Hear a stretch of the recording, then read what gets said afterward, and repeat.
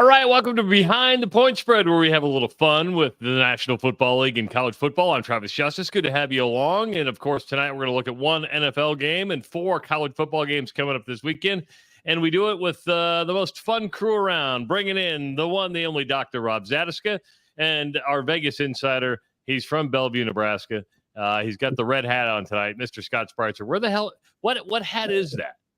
Southern Utah University, the Thunderbirds. Thunderbirds. Is that a Division I school? They play in the FCS. They're in the United Athletic Conference. So there's Southern Utah, which is from Cedar City. There's Utah Tech from St. George, Utah. And then there's North Alabama, West Georgia, Central Arkansas, Tarleton. I don't know how the heck they got into the United Athletic, but be more like Big Sky type of team, you would think. But been up there many times. It's about a 3-hour drive from Vegas. And if my daughter would have gone on to do gymnastics in college like she first thought, it would have been SUU, a top 25 gymnastics program. So cool stadium up there, guys, by the way. But, you know, I'm a college football junkie, and it's about a 3-hour drive. I've jumped in my car on Saturday mornings, drove up to Eckler Stadium, which is on the west side of the campus, holds about 6,000 people, and watch good old FCS football. It's a good time. Nice. Dr. Rob, we missed you last week, by the way. Oh, that was well, I missed you guys too. Oh, so. Thank you, sir. So no, I miss the a lot of those small colleges, especially when you get out west. God, there's some beautiful stadiums out there. Which, I mean, it's a little more picturesque country than Omaha, maybe. So nothing against Omaha, but sure, Southern Utah, that sounds like way more picturesque. Come on, Caniglia Field's tree lined at least. You know, you got trees around Caniglia Field. They don't play football there. They don't. Don't bring that up because we'll get a bunch of hate mail about that too. Let me guess. At Southern Utah, there's mountains behind the stadium. Yeah. Snow-capped mountains during football season, about 40, 45 degrees in the month of November, and you're just out there enjoying the fresh air. The town might be 25,000 people tops, and about 15,000 of those attend school at SUU. So actually, I got a long story. I won't get into it, but I came out to Vegas in '84, and after my first year in Vegas, I actually went up to Cedar City, Utah, and almost transferred up there. So it was real close. I had this wild-eyed delusion that I wanted to play small-time college football, and almost made it happen, and something kept drawing me back to Vegas. So I stayed here in Las Vegas and have been here ever since. Money, and you're a degenerate. You're a degenerate, or you were at the time. Yeah. Put it that way. No, it's a lifestyle. Back then it was degenerate, but it's just, I don't know that I could handle a town of 20,000 people anymore. And I've always been a person who loves international type of cities. And even growing up in Bellevue was great because we had SAC headquarters back in the day. And so, my friends had moms or dads who were from, the Philippines, Thailand, Vietnam, that kind of stuff. And so, that was the cool thing about Bellevue. Then I come out here and it's like, it took about 5 years for it to develop. There's people from everywhere, as you guys know, out in Vegas. So that's my kind of city. I like taking the vacation in Utah, spend a week up there hiking, having a blast, avoiding the bears, and then coming back to Vegas. Avoiding the bears. Do you get the bear spray when you go up there? You have to take some bear spray in case you stay off in the woods up in parts of Utah. So, yeah, it's always good to be well prepared. Rob, are you trying to make every Husker fan mad because you got Buckeye with exclamation points on your nameplate? Do you remember that old it was an ESPN commercial with the Ohio State Buckeyes equipment manager, and he's talking about all the little Buckeye stickers on the helmet. He's like, you get a fumble, Buckeye. You get an interception, Buckeye. Score a touchdown, Buckeye. Run out of the tunnel, Buckeye. You got it all. Scott, before we dive into football, I know the World Series is starting on Friday. Who do you like in the series? Or do you go by game, or do you go for the whole series? When we get to the championship series and then the World Series, I'm game by game. If I had to make a bet on the series, I would play the Dodgers. I just think just 1 through 9, and I'm total respect for Soto. What can we ask for anything better than this? But was that the best at bat you've ever seen out of Juan? I mean, that at bat out of Juan Soto against the Guardians was the most incredible at bat I've ever seen. It was incredible, and you got Shohei on the other side, you got Mookie Betts, you've got Freddie Freeman. I mean, Muncy right down the line, It's just so good 1 through 9. And if the Dodgers can get another decent start or two out of Buehler, they'll probably win the series. Buehler surprised me a little bit in that last start of his because he had been struggling since coming back from injury. He hadn't quite looked the same. But guys, I got to see Shohei play a bunch of times down in Anaheim when he was with the Angels, and it's just electric. The crowd's electric. You got fans from everywhere that want to watch Shohei, and the phones are going and everything else. They're holding them up, and whenever Shohei is on deck, rather than not just when he steps up to the plate. So this is what all fans of baseball should ask for, and we got it. Dodgers, Yankees. Between us, just between us. Nobody's watching right now. Did he ever call you for advice? I couldn't understand anything he was saying. His translator wasn't there. No, I'm kidding. Never heard of Shohei. But I got my number here. If he wants to give us a call, we can help him out. It sounds like they weren't doing too hot. Well, I tell you what, he can always use your service, and all he has to do is text the word Doc Talk to the number 29022 and get the free $60 trial of the premium pick from Scott. And you can do the exact same or visit DocSports.com and sign up for the free 60 on the upper left hand of the website. Of course, tonight we're going to be looking at college football and National Football League games. First in the National Football League, the Dallas Cowboys take on the San Francisco 49ers,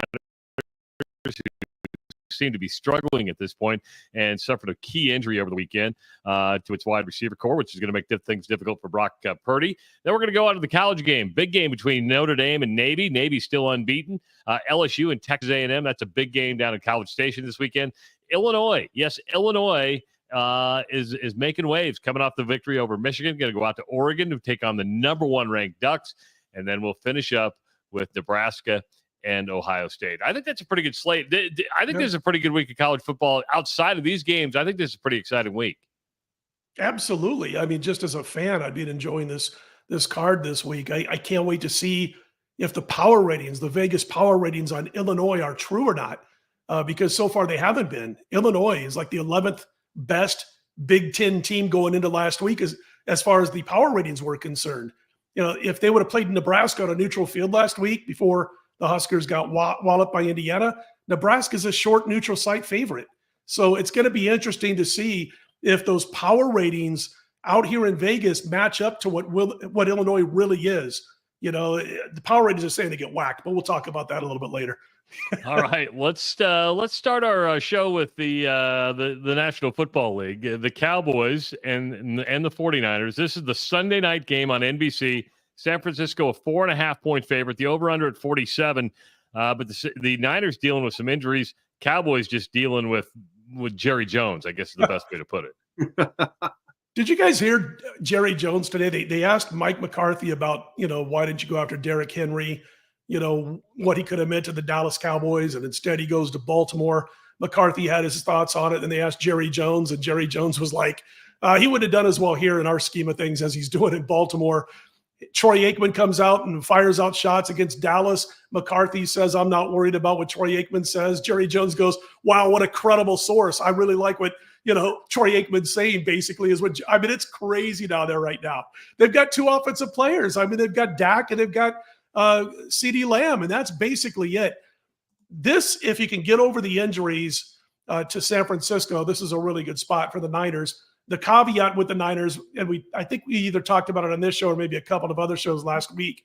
The caveat with the Niners is if you look at their metrics on defense, really good in the first half, they fall off a cliff in the second half. Their defensive metrics just really hit the skids over the final 2 quarters so far this season. We'll see if that plays out that way again this week against a weak Dallas offense.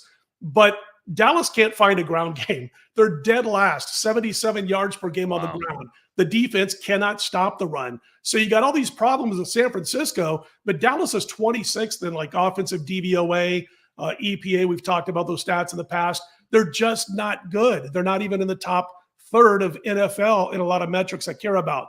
I'm glad we didn't do this video on Monday because before all the news came out about Deebo Samuel being taken to the hospital with pneumonia and with some serious fluid in his lungs, I was about ready to rip the guy because we're watching him practice for the game on Sunday. He's on the field.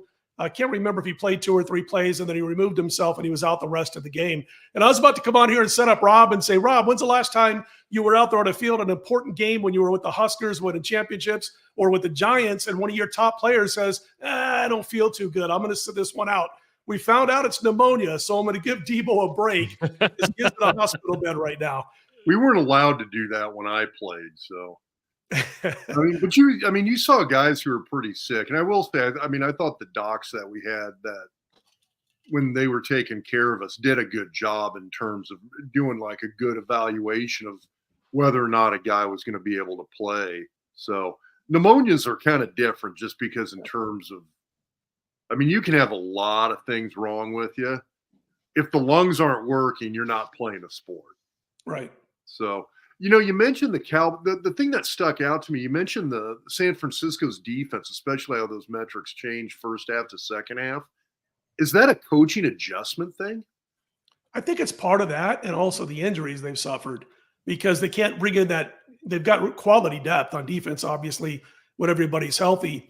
And so you're not being able to change in and out players on certain downs or situations like they would normally do. So I think you've got guys who are probably playing in situations they would not normally be playing, and maybe they get a little worn down by it in the second half. I think it's more that than it is coaching, Rob. I really do. Okay, so it's just a depth thing. I think so with the injuries. I do like him this week. I think it's a very good situation for the Niners coming off the way they played. Listen, Brock Purdy's just taking a lot of hits out here in some of these national non-betting sports shows. And I'm like, my gosh, he didn't have Ayuk very long. Ayuk he's out for the season. And you've got Debo who can't play because of pneumonia. McCaffrey's still sidelined. He can't play. There was we're talking all pro talent at the skill positions and a lineman who's out of the game, and they're just knocking Brock Purdy all over the place for having a bad game. I'm like, he had nobody with him. So I think Trent Williams is healthy now. He did play last week, but he's healthy for this game up front, the left tackle. I think you'll see a better game out of Sanford. Plus, they know who's going to play and who's not. There's no shocker this week. They've been able to prep with what they have for Dallas. I think it was Colin Cowherd had a Brock Purdy stat and how he plays with the lead and without the lead. And without the lead, he's not a very good quarterback. With the lead, Brock Purdy, very, very efficient. Are you seeing the same thing out of Brock Purdy with the Niners? I think I even listened to that show when I was driving around the other day about that. And he mentioned that stat. And I also wanted to say there's 30 people right now who are in the entire planet who are playing quarterback at this level in the NFL. How many of those 30, take out all the billions of people out there, how many of those 30 people play worse when they're behind than when they're leading their game? Also, that bothers me too, because, okay, you want to break it down and do it that way. I got no problem with that. Cowherd's a talent. He does a great job. But let's make it relative. Let's see what everybody in the NFL is doing at quarterback when they're trailing by 10 points or 14 or 7. Then we get a relative feel about it. That was the question I was going to ask is just, wait a second. Pretty much every quarterback I know plays better when they've got the lead. True. That particular dynamics. That's one of those stats where it's like saying, you mentioned Troy Aikman earlier. That's like saying Troy Aikman doesn't deserve to be in the Hall of Fame because he had all this talent around him. Yeah, exactly. Okay, well, every successful quarterback in the NFL had a lot of talent around him. That's like saying Terry Bradshaw is not a Hall of Famer because he had too much talent around him. They all had Lynn Swann and John Stallworth. So let's keep Terry out of the HOF. Show me a quarterback who didn't have talent around him that exactly won a lot of games. So, but yeah, that was going to be my question. I was like, I thought every quarterback played better when they've got a lead. And I love Cowherd. The guy's an unbelievable talent. You can turn in talking about what happened the day before in $8 or $10 million a year, and he does it with a lot of pizzazz. He's really good at what he does. But that's why I don't pay attention to too much, for me, non-betting sports media, because they'll see, somebody in the back, and he's got people working around him, pass this on to him, put it on the computer, and he reads it. And wow, that is startling to see but then you got to think about, but it's not relative. You're not showing what it's relative to. And so for me, the first thing I think of is, okay, this guy is doing this or that or the other when somebody sends me a stat. Well, then I dive in to see how the rest of the league is doing also, and then you get that relative feel for it. But he's with the Niners. The Niners aren't behind that often. So he's a good fit for this team. All right, let's dive into the college game. This is a big one, and I spelled Navy wrong, so we can put me for an F for spelling Navy wrong. But Notre Dame's going to be taking on Navy. It's an ABC game on Saturday at 11 o'clock in the morning. The Fighting Irish, a 12.5-point favorite, the over-under at 52.5. And does the undefeated season of Navy come to an end here? This is going to be an interesting game, and I'm going to talk, and I'll answer that question in a second, but it's also a situation where we're talking about a power rating that's far from the line, more than we see. If you go back, I've always talked about this on this show since day one. I think the best tool for a person who wants to handicap football games is to make their lines a week before the previous games are played, and don't get caught up so much in what one team did away from the norm, whether it be a positive away from the norm or a negative. And if you look at there's hope for Nebraska. No, but I'm saying, but I was going to say that with this game, last week before any games were played, Notre Dame was still about a 20-point favorite over Navy on a neutral field, according to the power ratings. And the best team that Navy has faced this season is Memphis. And they were, just inside the top 50, Memphis, before last week's games. They're like 48th or 49th, the most power ratings. So you look at Navy, they did gain 570 against Memphis, but here's the kicker. They gave up 660 yards to Memphis, almost 7 yards per play. Memphis ran 95 plays in that game. Wow. Navy can pass, but they're 125th in passing yards per game. And considering the level of opponents they've played, they're downright bad on defense. So I think that number's too shy of what the power rating actually is. That's why I believe this line on Notre Dame has gone up. The one thing the Irish got to do, they can't get behind. If they're behind 10-0 because of a couple of mistakes, the Navy can do what they want to do, which is just run the ball, let that clock run, take their time between plays, and frustrate the Irish. So it's going to be one of those games where I really think I'll be watching this for in-game betting. I think Dame's the right side going into the game. But as far as in-game betting, if Notre Dame comes out early and they get it going, I'll be playing Notre Dame throughout the game, live betting numbers. If Navy jumps out early, I might start doing things with the total, like maybe an under and things of that nature. When you mention in-game betting, are you talking quarter lines? What are you talking about when you want in-game betting? What do you specifically play the game? Basically, like, let's say it's 7-0 Notre Dame, 5 minutes into the game, that line's going to come out across the board on all 20 books that I have in front of me on my line service. And they might gain, 15-yard pass, and the line might be adjusted half a point then also. But usually it's after a score plus whatever time of the game they're in. So as the time moves, so does the line get adjusted. And you got to be quick. That's why it's funny, because I get a lot of calls, guys, to do shows on Saturdays and Sundays during the games. And I'm like, this is how I make my living. I really have to be focused on a couple of games because I'm going to be in-game betting throughout the day. Here's another tip for people. If you've never in-game bet before and you want to do it, focus on one game. Do not watch 3 other games. Do not watch the halftime report.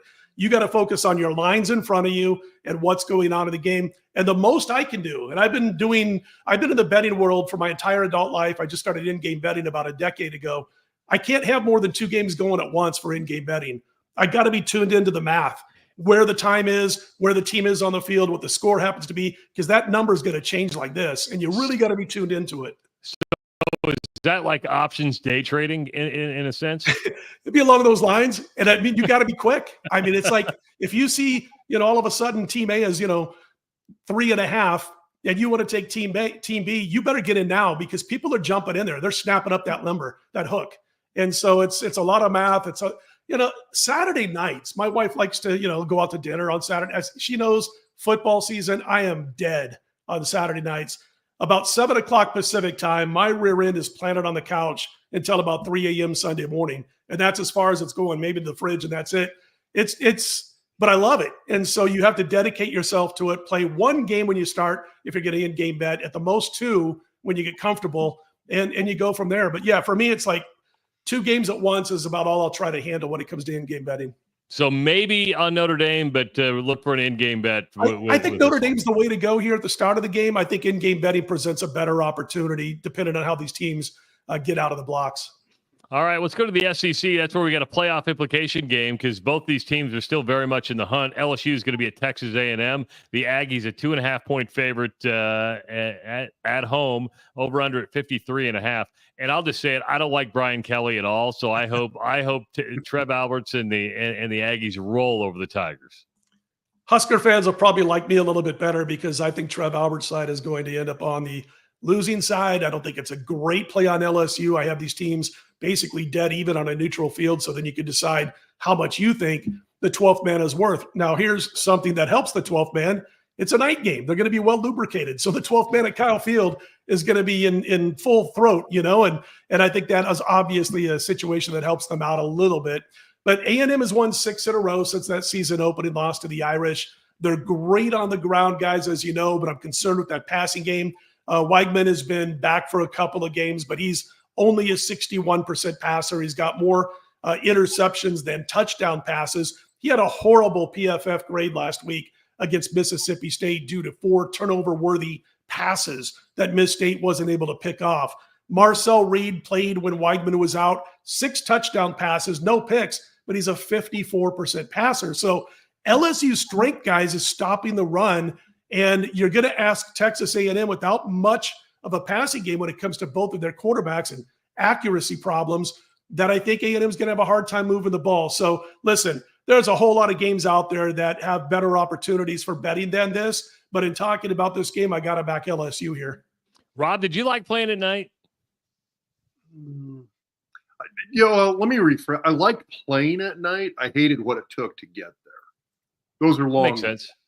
Yeah, those are long days to have to sit around as a player, and you got to try to calculate rest. You got to calculate a certain level of activity. You don't want to be completely stationary.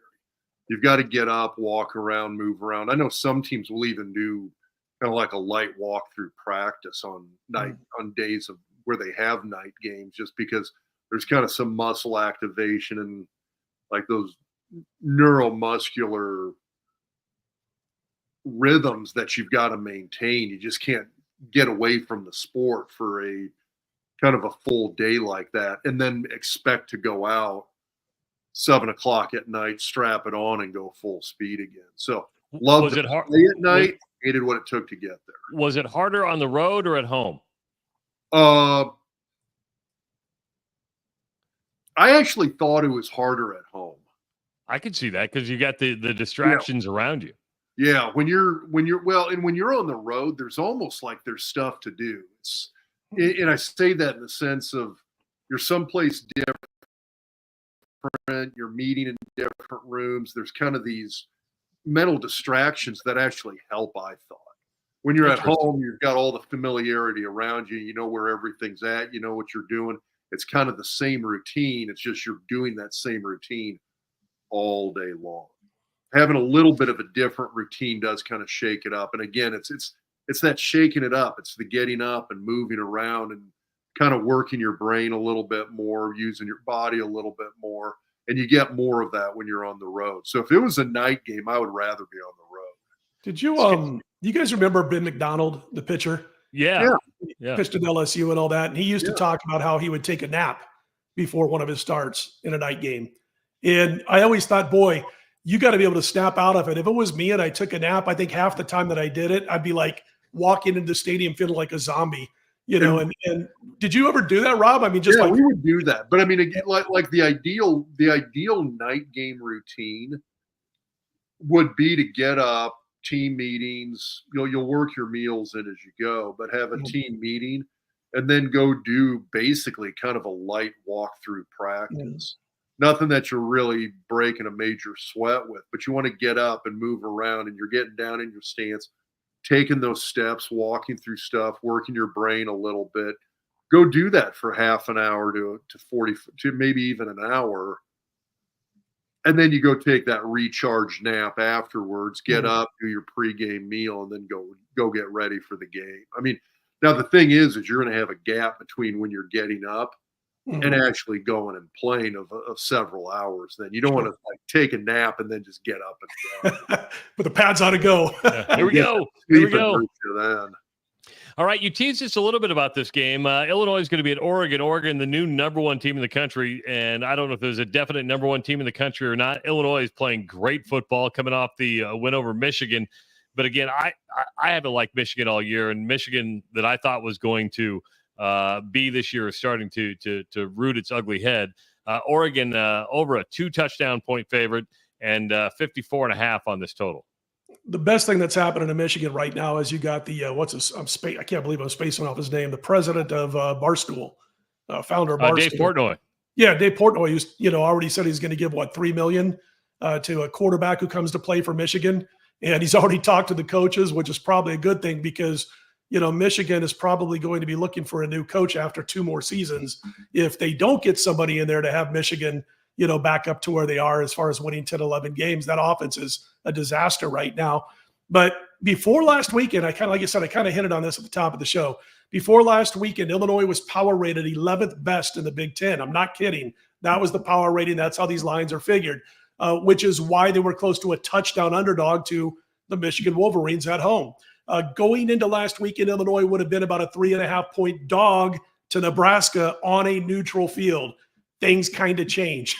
Making my numbers before Illinois beat Michigan, before Oregon beat Purdue, I had the Ducks 17.5 on a neutral field. That's where I put these 2 teams. So listen, Illinois should have lost to Kansas. They could have and maybe should have lost to Nebraska if not for a couple of plays. They gave up over 530 yards in an overtime win over Purdue, got outgained by 50-plus yards in the win over Michigan. Altmaier goes 9 for 18 for 80 yards. But they had a +3 turnover margin. So there you go. They had 4 scoring drives against Michigan, and the average drive was 44 yards. That's it. That game was gifted. Not saying they wouldn't have won if Michigan held on to the football, but that game was kind of gifted to them. They averaged 4.7 yards per play. That was it. They don't run well. They don't pass well as far as big chunks of yardage. And if Oregon is focused like they were for Ohio State, I think this gets ugly, guys. I really do, because I think Illinois is going to have to try some things offensively to keep up that they don't normally do. And listen, I look at the Oregon passing game and Dylan Gabriel. He does have a rough time passing the ball deep downfield. But if he can get those short outs, those crossing routes, those screens that this Oregon team runs, then I think it's going to be a long night for Illinois. Oregon is the only team so far this season that I've seen that can match Ohio State speed-wise. And I think if they played on a neutral or at Columbus, Ohio State probably finds a way to win the game. But they matched them speed-wise. And that game could have gone either way, a couple of different plays. I just think Illinois is jumping a little bit too much in the speed factor. Even though they've got good receivers, might hang around for a while. If Dylan Gabriel plays like he did against the Buckeyes, it's a 4-touchdown win. I truly believe that. Are you touching this game? I'm going to go Oregon or nothing. I haven't touched it yet. But I'm going to keep looking at it. And I'll tell you this much. I won't be on Illinois for sure. It's going to be a play on Oregon or a pass. I think the worst Oregon does is win by 17. I really do. Scott, when you look at Oregon, do you have any numbers on them as far as how many times Dylan Gabriel's been sacked? Yeah, I mean, I don't have it on me right now, but that would be something that we do look at pressure from the other team. And one thing about Gabriel and Oregon is that they get the ball out of the hand of Dylan Gabriel so fast on a lot of those slants and screens that they run. So it's kind of like they want your pressure to come up from the middle of the interior, and then they're going to try to beat you on the outside of the speed and the quick release. But it wasn't enough or significant enough for me to to bring it with me. And so it's just one of those things where I think the speed factor is going to do Illinois in. And again, there's 2 games for sure that they were that close to losing if the other team makes a field goal or doesn't fumble the football when they're inside the 20, like a Kansas team or something. And then there's a Michigan team who's terrible on offense who outgains them by 50-plus yards. Illinois got to be the luckiest halfway decent team out there. I think so. But I think they're already over their projected win total for the season. I mean, sometimes it's better to be lucky than good. Bielema is getting the most out of all those players, that's for sure. I will say this: we just had the logos up. 2 of the ugliest logos in college sports, just the I and that weird looking O, just really bad logos. But you mentioned one of those wins could have been against Nebraska. Nebraska coming off a thumping at Indiana. Nobody saw that thing coming. I mean, it was ugly. And let's be honest, the Huskers are not going into any easier territory going to Ohio State. The Buckeyes a 25.5-point favorite. That's a massive line. 48.5 is the total on this. Did you guys hear Marcus Satterfield today?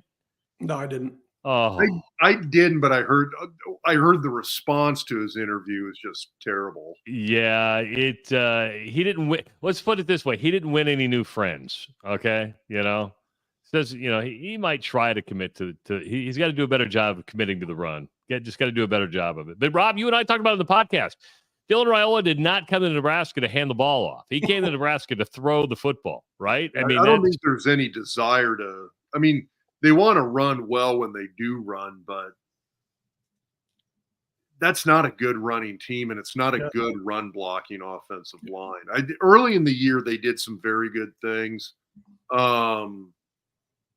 It's just the defenses they're facing now are a far cry different from what they saw in those first 3 games. So, I mean, that's some tough stuff to have to overcome. What do you think about this game, Scott? Try not to. That's where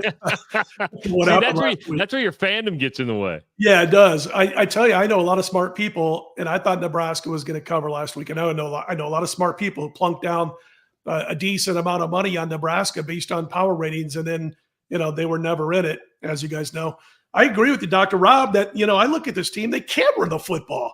When's the last time this team looked good? The first half of the Illinois game? It's been a month, so they don't run block well. Listen, David Portnoy, nobody give him Dylan Raiola's number. I mean, I'm worried about next year. Not just this year. You keep beating the Raiola transfer drum here, and it worries me because I know stuff. Yeah. If somebody could see our text messages that we send during the week, Scott's been all over Dylan Raiola transferring. This is like your wet dream, man. It really is. I don't want it to happen. I've never wanted to be so wrong in my life. Okay, and I don't know how close he is to Rule. I know he's got family ties and all that in Nebraska. I get it. Got an uncle coaching the team, but I'm like, if I'm that talented, I haven't really said this publicly. I've said it by text or before we've started shows, the 3 of us, or emails. But the bottom line is, if I'm that good, have that much potential, just got to learn a few things, make a few less mistakes. Do I really want to play behind an offensive line like this my entire 2 or 3 years, whatever it is, 3 years in college? Or do I want to go somewhere where I got a chance to win big, not just win? If I'm Dylan Raiola, I don't want to go 8-4 next year and end up in the, so-called whatever bowl in the middle of December. I want to play for a national title. He's, I think, got that potential. Most people feel that way.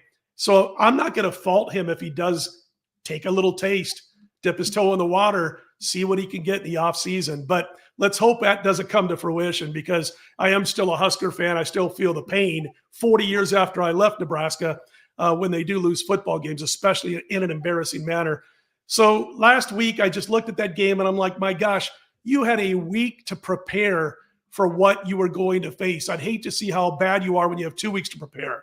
I mean, it's just horrible. If you watched, I saw, by the way, one of your videos this week, guys, and I saw where Nebraska was running the jet sweep with, who was running the jet sweep? I'm spacing. It was Ja'Cory Barney. And you had 4 guys you were pointing out on one side of the field who knew what was coming, basically. They were prepped. They took their time. They were ready to go. There was no chance of that play working, and they ended up losing several yards when they were in the red zone. And I don't know what Nebraska was doing. I don't know why they couldn't make adjustments throughout the course of the game. That's a scary situation. We didn't see Matt Rule teams doing that in year 2 at his other locales in college football. They've got a lot of issues. The one thing about Ohio State is this might be a line that might be just a little bit out of reach if they're not on top of their game. The books are implying 37-11. The Huskers would have been about a 19 to 20 point dog on a neutral field to the Buckeyes before last week's debacle against Indiana. So it's not like they're laying a ton of points. They're getting about 6 points for home field advantage, and against Nebraska, that might be right. But they can't run. The passing game is middle of the pack. The offensive line is where all the ills to me start. It stinks as a unit. Because of that unit, because they can't fool anybody that they're going to maybe run and keep a defense like Ohio State quick as hell honest. You got Raiola, no touchdowns and 4 picks the last couple of games. Ohio State has had 2 weeks to prep. The problem for the Buckeyes, they got some offensive line issues. Their offensive left tackle's not going to be playing this week. And if I want to nitpick, I thought that the Ohio State tackles, even on left and right, were the weakness of this team. I really did. And so now they're down a man at left tackle. Maybe Nebraska can take advantage enough to be able to, their defense to be able to keep this a little bit closer than most people think. Am I backing Nebraska taking the points? I can't do it. I mean, this could be one of those situations, and I think, Rob, you said this the other day too. This could be the Buckeyes nickel and diming Nebraska, where maybe it's a 14-point game at halftime and it's a 31-point game at the end of 4 quarters. It just has that feel to it that Nebraska's not going to be bad that first quarter or so. But, man, it's just going to be like chipping away at him, and then, boom, next thing you know, it's a blowout. Watch the Ohio State-Iowa game, right? I mean, Iowa was just down, 7-0, and then, boom, it got away from them in the second half. So, yeah, it didn't give a lot of people a lot of hope after the Indiana game, and I think most people think Ohio State's better than Indiana. Yeah, it's you don't know what. It'll be interesting to see. We got a good comparison coming up. Yeah, what do they play? A couple of weeks, right? So, yeah. Well, but Rourke had surgery on his thumb. Yeah. So, but you know what? The backup quarterback did just fine against Nebraska last week. 8 and 9 for 2 touchdowns. Yeah, I think Nebraska was so discombobulated at that point. I had no clue what was going on. I think that might have had something to do with that 8 of 9. Also, it was like total confidence on one side. We can close our eyes and play with 1 foot up in the air and still beat this team. And the other team they were just a mess at that point. I never, it's funny, Rob, when you played for Dr. Rob, I remember Dr. Rob, when you played for Dr. Tom, I remember Osborne talking about, I could feel it was coming. And I did see Rule say, I usually feel when this is coming. I didn't see that coming. That's a little bit scary too, that he had no feel for his team playing badly, maybe not that badly, but not playing their top level game before the game even started. He said, I had no feel for it. I don't know, man. That worries me a little bit too with this team. Well, Rob and I have talked about this. I mean, I think he's a brilliant CEO. I think he's a great motivator. I don't know how good of a game manager or X's and O's guy that Matt Rule is. And I don't know if you got to be that. Yeah, and I don't know if you got to be that to be a great head coach. That's true. You better have some awesome coordinators. And right now, I'm just the longer he's been at Nebraska and the more we see of it, I mean, I'm not sure Sat's the guy over there on offense. I don't disagree. I think Tony White's the right guy for defense, though he did admit he missed some things last week. He missed a lot of things last week, but offensively. The good thing for Tony White fans is Nebraska just found a way to keep him around for another year, right? I mean, he's not getting any head coaching offers in the offseason. What's that? Yeah, a couple of the games this year. So yeah. Oh, listen, I mean, maybe they get back to like a 4-3 or a 34. I mean, I don't know. Not as well, only if White leaves. I just don't think he'd ever run that. That's just not been his thing. You just saw the offensive coordinator for Oklahoma, wasn't it, that just got canned? Well, hell, Rule doesn't have to wait around. Yeah, Oklahoma fired its offensive coordinator. Utah got rid of its offensive coordinator. We've already seen Purdue make a switch at offensive coordinator. I don't know if that makes a huge difference or not. It just shows you that Coach Tim Beck at Coastal Carolina just got rid of his offensive coordinator. So you're just seeing these guys make changes because they're probably under pressure. Yeah, well, and you're not going to – here's the thing. It doesn't lead to a big about-face change during the season. Right. The biggest change that you end up seeing with it is now the candidates know where they're going to potentially be looking when the season ends. So it opens it up for that. If you want to work with Scott Spreitzer, because you just heard a lot of brilliance out of the man, you can always text the word Doc Talk to the number 29022 and get a free $60 trial, the premium member picks from Scott, or visit docsports.com and sign up for the free 60 on the upper left-hand side of the website. Before we let you go, gentlemen, any other games you're keeping an eye on this weekend, Scott, that you like? A little early in the week for me so far. I don't really start jumping into it until Wednesday nights when I'm going to start playing. So a little bit early in the week for me, other than the games we just talked about. I'm going to say one thing about the NC2A. What Portnoy is doing is legal nowadays. It's got to go away. This is nil. Name, image, likeness. Not let's see who's got the deepest pockets to buy players. I don't disagree with that. And that's why Tony Bennett got out of Virginia, right? He just says the game. He goes, he's not against players getting paid. It's just there's no healthy way to monitor it right now, and it makes the game a lot difficult. If you like the show tonight, make sure to hit subscribe. And that way you're going to get our content. Of course, go back and listen to the podcast. You heard Scott mention the Doc's Diagnosis presented by Centris Federal Credit Union. Again, hit the subscribe button and get our content when it comes out. We are live with Behind the Point Spread every Wednesday at 8 o'clock. So make sure to make an appointment television or appointment YouTube, I guess I should say, not television, but you can put it on your TV. It works that way. Yeah, exactly. Streaming. We're on Twitter, Facebook, you name it. You can stream us wherever you want. For Rob Zatechka, for Scott Spreitzer, I'm Travis Justice. We'll talk to you next week on Behind the Point Spread.